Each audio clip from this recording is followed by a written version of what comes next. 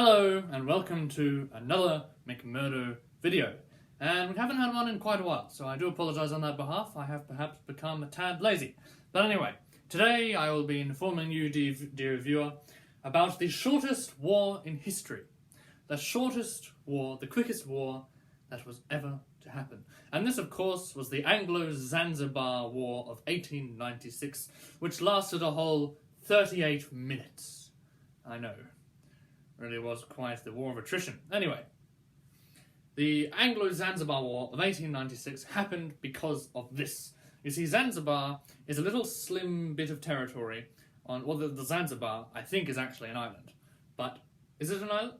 It's a collection of territories, a thin slither of land on the east coast of Africa. And it's roughly in the middle of the east coast of Africa, positioned.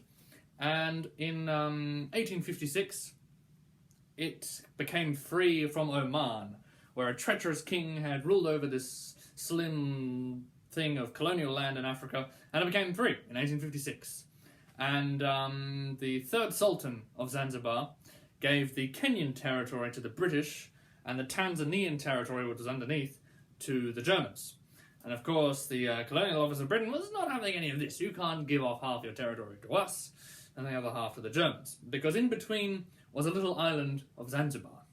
And the British realised that whoever took this island, they really controlled this strategic point in the east of Africa. So they came up with a plan to take this little island of Zanzibar. And you know what that plan was? They pretty much just said that they took it. Yeah, it's a bit weird. In 1890, Britain literally just said, that island is now a British protectorate and you can't do anything about it.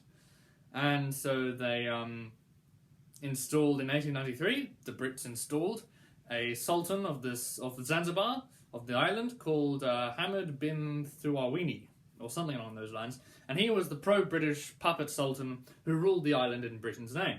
And the British, while they were there, actually banned slavery. So that's positive. And on August the 25th, Hamad bin Thuawini died. Quite sadly. August the 25th of 1896, that is. So he'd been there for about 3 years. And then the British wanted to put on the throne, here we go, Hamad bin Mohammed. But the thing was, Hamad bin Thuawini, who was the original sultan, he had a cousin who didn't really want this Hamad bin Mohammed to come on the throne because he'd just be another pro-British sultan puppet.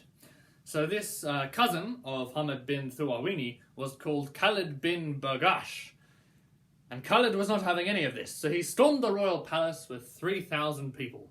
3,000 slaves and random peasants off the street, and locked himself and barricaded himself inside the palace.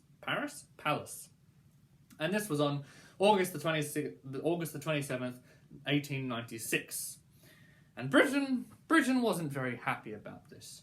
So they sent him an ultimatum and said, if you don't surrender by 9 o'clock, war shall commence. And of course, Khalid bin Bargash did not give in to the British demands. So they sent a mighty fleet of 5 ships, 2 gunboats and 3 cruisers, HMS St. George, HMS Raccoon, HMS Philomel, HMS Sparrow, and HMS Thrush. Lovely name, the last one. And the British troops numbered 150 Royal Marines and 900 pro-British Zanzibari troops. The new Sultan, on the other hand, who had proclaimed this new Zanzibar nation, foreign from the British, had 3,000 troops in his palace. And so 9 o'clock, the ultimatum expired, and by 9:02, hell was let loose on the wooden palace. And all 5 gunboats, 2 gunboats, 3 cruisers, they let loose all of their cannons on this palace, and it was destroyed to a smoking hulk of what it used to be.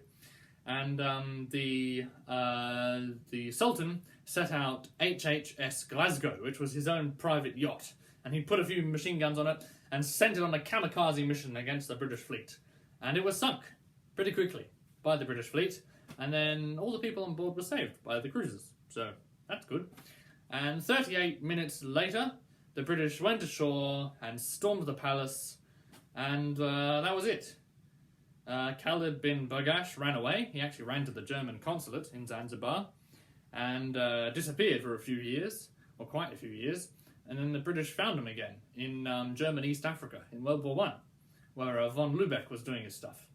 And then once they'd found him, they exiled him to St. Helena, which is where Napoleon had been exiled about a century before.